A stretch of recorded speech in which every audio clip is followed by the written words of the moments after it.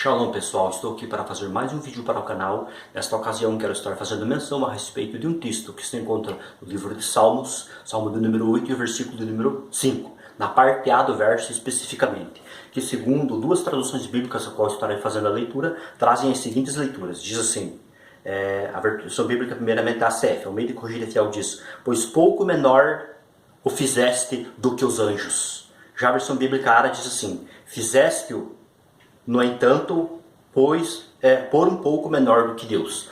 Então vemos essa divergência nas traduções bíblicas, onde diz uma fez um pouco menor do que Deus, a outra diz um pouco menor do que os anjos. E aí, qual será a tradução correta a partir do texto hebraico?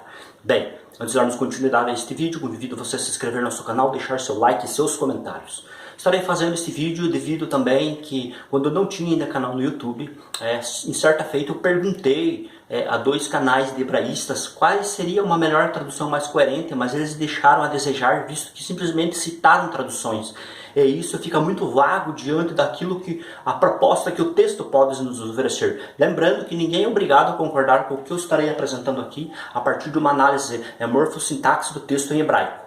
Mas será uma proposta a partir daquilo que o texto oferece dentro da sua estrutura gramatical. Bem, nós vemos então que há uma divergência entre a Bíblia, entre as traduções bíblicas em português, visto que uma diz um pouco menor do que Deus, outra um pouco menor do que os anjos. Bem, o texto hebraico nesta parte A do Salmo nos traz a seguinte leitura, que diz assim, Vaterah serehu meat melohim.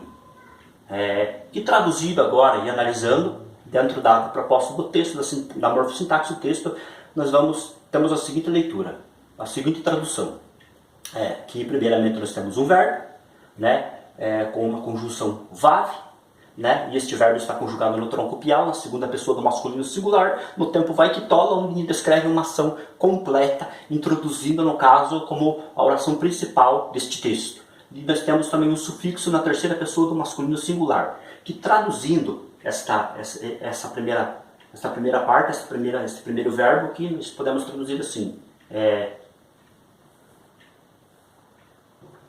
pois tu,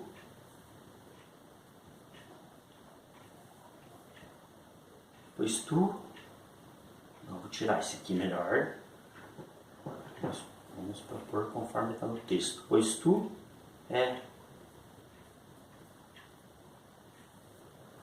fizeste ele. Conjunção, verbo na segunda pessoa, aqui, e o sufixo na terceira pessoa. Pois tu fizeste ele. Ele quem? O homem. Pois tu fizeste ele. Bem, daí nós temos aqui um adjetivo masculino singular, que ele está classificado numa forma de um adjetivo comparativo, visto que temos uma comparação dentro desta primeira cláusula. Então aqui, pois tu fizeste, podemos colocar aqui um pouco menor. Bem, pouco menor. Até aqui, tudo bem. Agora vem a parte problemática. Melohim. Temos aqui um substantivo masculino plural, conhecido como um plural majestático, e sabemos que para esse tipo de substantivo existem regras. Bem, temos uma preposição que está prefixada ao substantivo. E aqui eu quero começar a fazer algumas considerações para que possamos entender e não ficar somente nas minhas palavras. Bem, primeiramente, eu quero estar analisando sobre a forma do adjetivo, ainda trazendo uma palhinha. Tem aqui o dicionário do Dr. Alonso Schockel, na página número 388, ele diz assim, que este tipo de adjetivo, até ele cita os Salmos, ele diz assim, ele possui uma forma comparativa, derivado da preposição min. Então, aqui há uma prova, neste dicionário, que está na página 389, afirmando que esse adjetivo é um adjetivo comparativo. Agora, aqui nós temos mais uma preposição. Esta preposição também exerce uma função sintática importante. Diz assim, de acordo com esta gramática. Diz assim, quando o substantivo em que se baseia a comparação, que é esse aqui no caso, está expresso, ele vem precedido da preposição min, o chamado min comparativo. na página de número 265. Então aqui já apresentamos duas obras, onde mostra que tanto o adjetivo exerce a função comparativa, quanto também esta preposição que está prefixado a esse substantivo, no caso, que é um substantivo, um plural majestático aqui no caso, que pode ser traduzido como singular ou pode ser traduzido como plural. E para que isso nós possamos entender, quem já viu alguns outros vídeos meus, sabe que eu sempre cito que, segundo a regra gramatical, esse substantivo ele está relacionado com o verbo, o adjetivo que o antecede, que no caso aqui é meat, no caso. Então, e ele vai ter que se subordinar de acordo com o verbo ou o adjetivo. Se o adjetivo estiver no plural, o substantivo aqui será plural. Se o adjetivo ou o verbo que antecede ou precede estiver no plural, no singular, então tem que ser traduzido como singular, tipo Deus. E se for plural, então o substantivo também vai ter que ser plural, no caso anjos, ou deuses, ou seres divinos, ou governadores, juízes, enfim.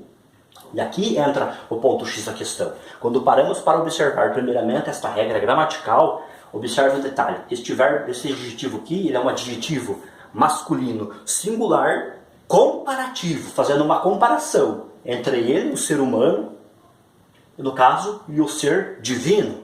Logo, se esse adjetivo aqui que está relacionado ao substantivo é singular, então eu tenho que traduzir de acordo com as regras gramaticais da gramática hebraica, este substantivo numa forma singular. Então, esse substantivo está subordinado ao adjetivo e aqui eu sou obrigado, pela gramática, a traduzir como Deus e não como anjos. Então, aqui nós temos, pois tu fizeste ele um pouco menor